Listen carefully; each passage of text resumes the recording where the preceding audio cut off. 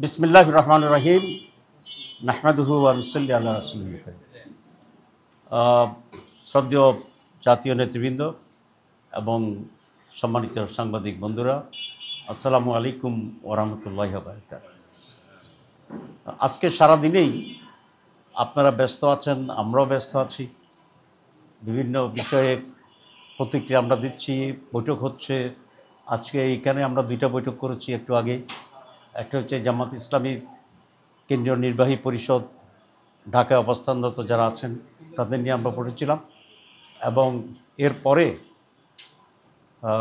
5টি দাবিতে আমরা যারা আন্দোলনরত আছি 8টি দল, সে 8টি দলের প্রতিনিধি নিয়েই এখন আমরা আবার মিটিং করলাম।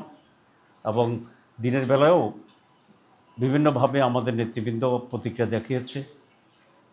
আমরা আশা করেছিলাম আজকে প্রধান উপদেষ্টার ভাষণের মাধ্যমে এখনকার যে নির্বাচনের এবং বিভিন্ন দাবি দাবা নিয়ে যে কিছুটা বন্ধ্যাত্ব তৈরি হয়ে আছে, জট লেগে আছে, সেটার একটা সুষ্ঠু সমাধান হবে এবং পুরা জাতি একটা স্বস্তি পাবে বলে আমরা আশা করেছিলাম। কিন্তু আমার মনে হয় আজকে পুরো ভাষণটি বিশ্লেষণ করলে জাতির স্বস্তি এবং মুক্তির যে প্রত্যাশা করেছিল সেটা পূরণ হয়েছে এটা বলা যায় না। ভাষণে কতিপয় বিষয় আছে যেটি আমরা বিবেচনায় নিতে পারি, আবার কতিপয় বিষয় আছে যেটির কারণে কিছু যে ভালো দিক আছে সেটাও বাস্তবায়নের ক্ষেত্রে প্রশ্নবিদ্ধ হয়ে গিয়েছে। সুতরাং এক কথায় যদি আমরা এটাকে একটি পূর্ণাঙ্গ প্যাকেজ ধরি, তাই সেই প্যাকেজটি খুব ফলপ্রসূ কোনো সুখকর ভবিষ্যৎ দেবে বা স্বস্তি আনবে এটা আমরা মনে করছি না।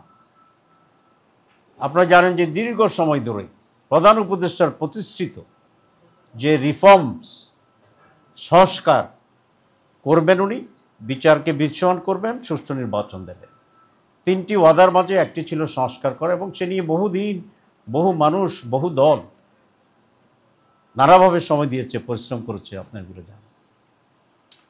এবং আপনার এটা সাক্ষী, আপনারা সবসময় মিটিংগুলোতে ছিলেন। সব মিলে ঐকমত্য কমিশন একটি প্রস্তাবনা পেশ করেছিল এবং সংস্কারের একটা প্যাকেজ তারা দিয়েছিল, এবং সেখানে বিএনপি সহ আমরা প্রায় সকল দলই সিগনেচার করেছিলাম।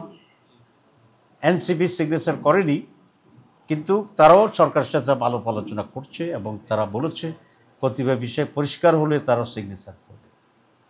কিন্তু আমরা হঠাৎ দেখলাম বিএনপির পক্ষ থেকে সংস্কার ইস্যুতে নানামুখী কথা বলা শুরু করেছিল, অথচ তারা পুরো প্রক্রিয়াতেই খুবই সক্রিয় ছিলেন।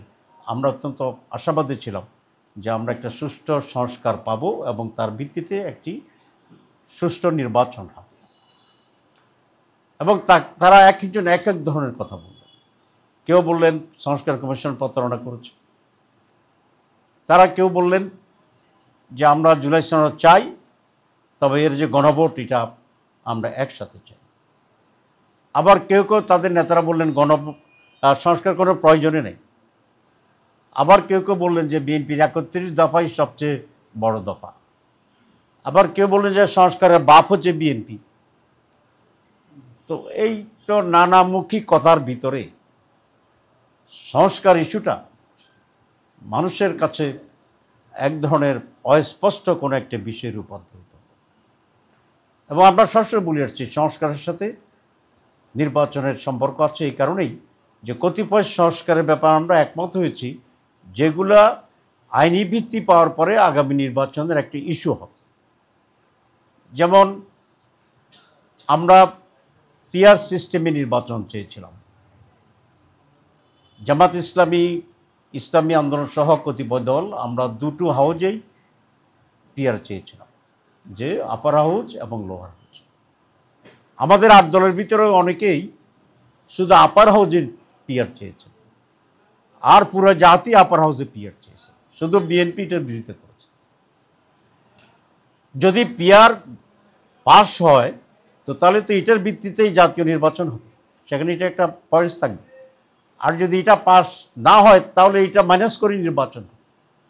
তো সে কারণে আমরা সবসময় বলেছিলাম যে গণভোটেই আগে নির্ধারণ হয়ে যাওয়া দরকার, কোনটা জনগণ গ্রহণ করেছে, কোনটা জনগণ গ্রহণ করে নাই। জনগণ যদি কিছুই গ্রহণ না করে তাহলে আগের মতো ইলেকশন হবে, আর জনগণ যদি কিছু কিছু গ্রহণ করে, পুরাটা গ্রহণ করে, তার ভিত্তিতে নির্বাচন হবে। সেই জন্যই গণভোটটা জাতীয় নির্বাচনের আগে স্পষ্ট হইতে হবে যে জনগণ কিসের ভিত্তিতে জাতীয় নির্বাচনে অংশগ্রহণ করছে। এটা এত স্পষ্ট। আজকে প্রধান উপদেষ্টা দুটো ঠুনকো যুক্তি দিয়ে বলেছেন যে না, এটা একটা হচ্ছে কিছুটা সাশ্রয় হবে।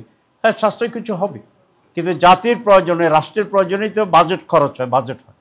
তো সেই হিসাবে যেটা খরচ হবে এটা উপকারের চেয়ে অত্যন্ত নগণ্য।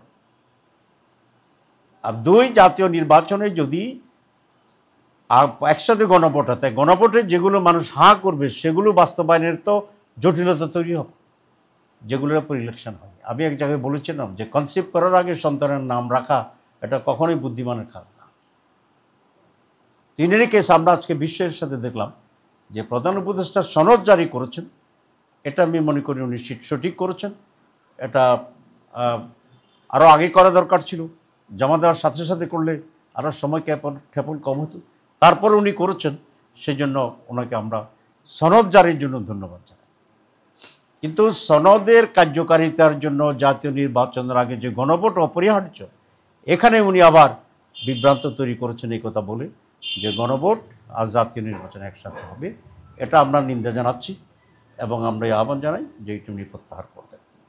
এবং কেন করবেন, আরও আমাদের অনেক কিছু প্রতিক্রিয়া আছে, আমরা বিশ্লেষণ করেছি, আমরা রাতে আবারও করব, আমরা সকলে মিলে কথা বলেছি। এই সব বিষয়ে আমরা আগামীকাল 10:30টায় 8 দলের পক্ষ থেকে বিস্তারিতভাবে সাংবাদিক সম্মেলন করব। 10:30টায় 10:30 কেন করলাম, আগামীকাল জুমার দিন, তো সেই কারণে আমরা 10:30টায় করেছি। আপনারা মেহরবানি করে সকলেই যথাসময়ে আসবেন। এটা আমাদের আল ফালা অফিস যেটা আছে সেখানেই হবে ইনশাল্লাহ, এবং 8 দলীয় নেতৃবৃন্দ উপস্থিত থাকবেন, সেখানেই আরও বিস্তারিত বলবো। আজকে একটুখানি বললাম, যাতে আরও কী কী বলবো এই আকর্ষণটা আপনাদের বাড়ে, বাকিটা থাকলাম। অ্যাডভার্টাইজমেন্টে যেরকম আছে, দুই আগামীকালকে আমাদের আগের আন্দোলনের একটা কর্মসূচি ছিল। সেই কর্মসূচিটা ঢাকায় যেহেতু নতুন পরিস্থিতিতে আমরা সংবাদ সম্মেলন করছি, ঢাকার কর্মসূচিটা সাংবাদিক সম্মেলনের মাধ্যমেই এটা পুনঃস্থাপন হবে। আর সারা দেশে যেটা হওয়ার কথা ছিল বিক্ষোভ সমাবেশ একই দাবিতে, সেটা অব্যাহত থাকবে। আপনাদের সবাইকে ধন্যবাদ।